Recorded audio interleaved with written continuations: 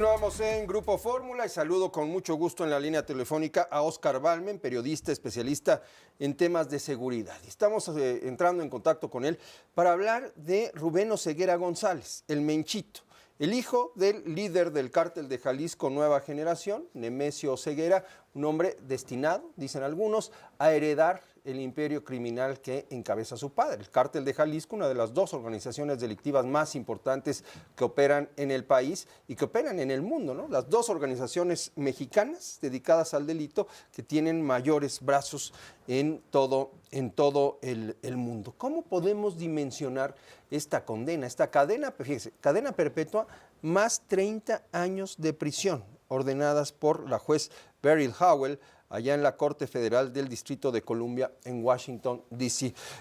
Óscar, ¿cómo te va? Muy buena tarde. Primitivo, qué gusto saludarte, muy buena tarde. Oye, ¿de qué tamaño es pues esta sentencia, ¿no? Este golpe al narcotráfico ya, ahora sí, hablando de una condena, pues impresionante. No solamente es la cadena perpetua, 30 años de prisión y además una multa de 6,000 millones de dólares que ordena esta juez para un hombre que dicen desde los 14 años ya estaba metido en el narcotráfico por herencia de su padre, por supuesto.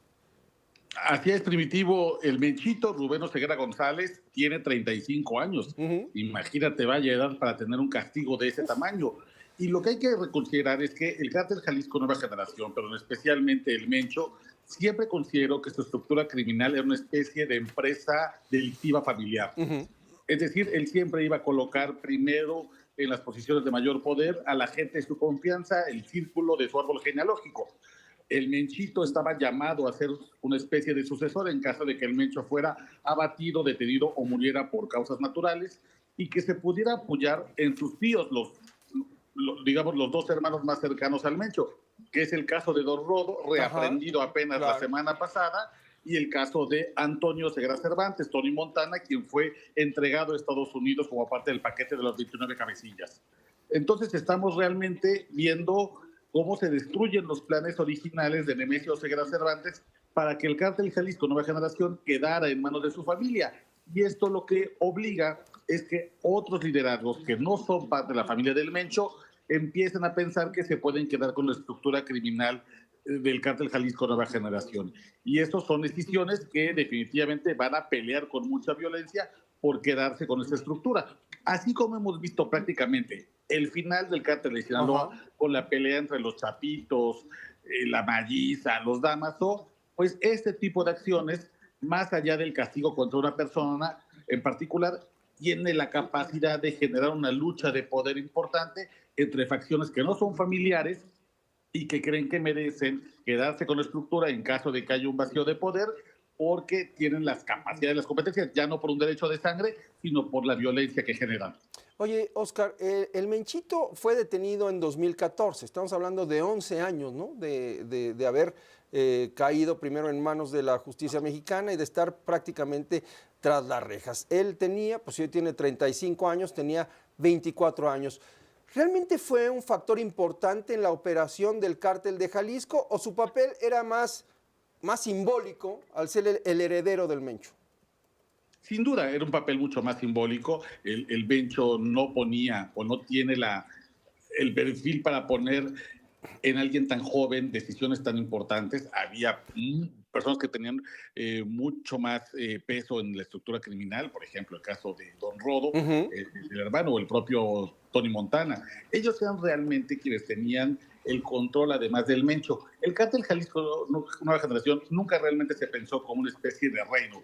Yo siempre he dicho que era más bien una especie de triunvirato.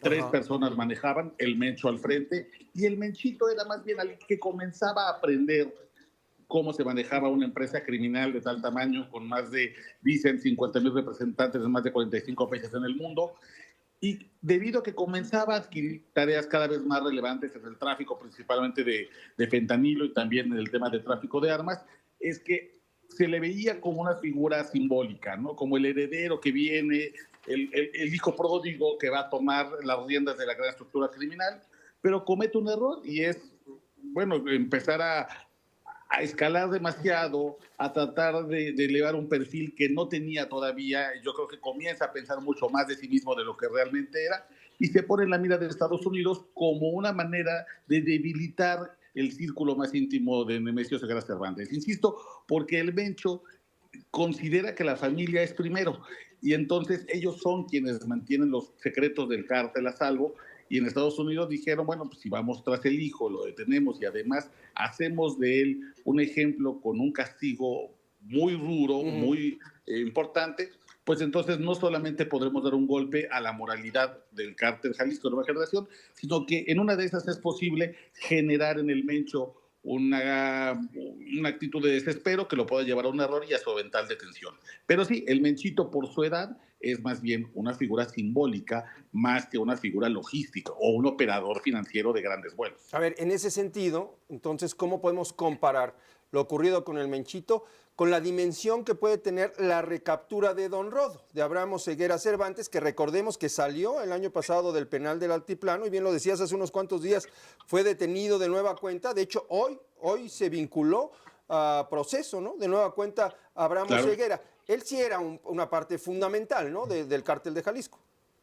Sí, sí, sin duda. Don Rodo, como el gran operador financiero, un hombre que además conocía a detalle la operación no solamente criminal, sino política del cártel Jalisco Nueva Generación, quien también establecía contactos con alcaldes, con gobernadores en los estados donde el cártel Jalisco tiene una presencia importante, y era una especie de operador de mano derecha del Mencho. Y además, bueno, Don Rodo era el hermano mayor del Mencho. Entonces, desde ahí había una especie de jerarquía, como de respeto, y además de que lo que Don Rodo decía, el propio Mencho lo ejecutaba, justamente por esta diferencia de edad.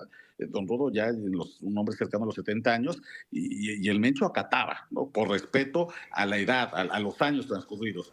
Y luego tienes a Tony Montana, Antonio Ceguera Cervantes, que es menor que el Mencho, pero que justamente era una especie como del señor de las guerras, quien podía declarar quiénes eran los grupos con los quienes iba a rivalizar, pero con quienes se podían establecer alianzas.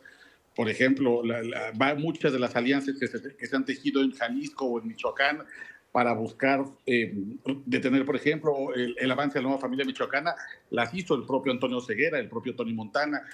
Realmente, aunque solemos pensar en el Mencho como el líder indiscutible del cártel Jalisco, en realidad se trata de un cártel que ha tenido una división de poderes. Haz de cuenta, como el poder ejecutivo, legislativo y judicial, uno era el Mencho, uno Don Rodo, uno Tony Montana. Hoy solo queda el Mencho y además ya no tiene heredero, ¿no? El Menchito, pues como estamos comentando, en una cadena perpetua, el Mencho tendrá que buscar dentro de su estructura familiar quién pueda quedarse con estas posiciones tan relevantes que él considera que solamente pueden compartirse por la línea sanguínea, pero realmente le quedan pocos. Y eso también te habla del debilitamiento que ha sufrido el cártel Jalisco en los últimos 2 o 3 años. ¿Está debilitado Nemesio Ceguera? ¿Ves en el futuro cercano un colapso del cártel de Jalisco?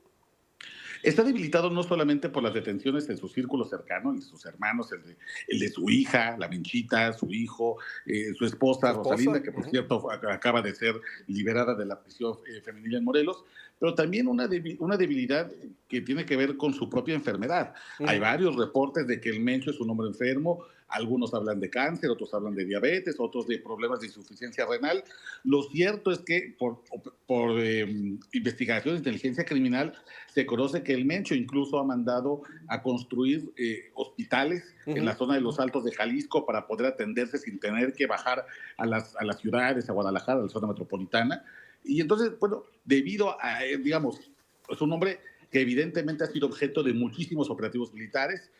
Podría ser en cualquier momento, un día comete un error y el Mencho puede ser detenido, o puede morir por causas naturales, o simplemente perder fuerza dentro de la estructura que él mismo creó ante otros liderazgos que han ido creciendo, como el llamado Sapo, o el Jardinero, o el Doble R. Es decir, sí veo un cártel Jalisco Nueva Generación en crisis, que deja de ser esa estructura monolítica, vertical, con un solo liderazgo que tenía la capacidad de mandar y que sus órdenes no fueran discutidas, sino simplemente acatadas, y más bien que hay otros grupos que comienzan a ganar mucho poder y tratarían de disputar esa estructura. Es más o menos lo que estamos viendo también con el cártel Jalisco. El caso del Chapo, bueno, ya una vez extraditado, comienzan los movimientos dentro de la estructura del cártel de Sinaloa, y hoy tenemos a unos chapitos que reclaman la estructura por herencia, enfrentado con la estructura del Mayo, que reclama la estructura, digamos, por tiempo de antigüedad.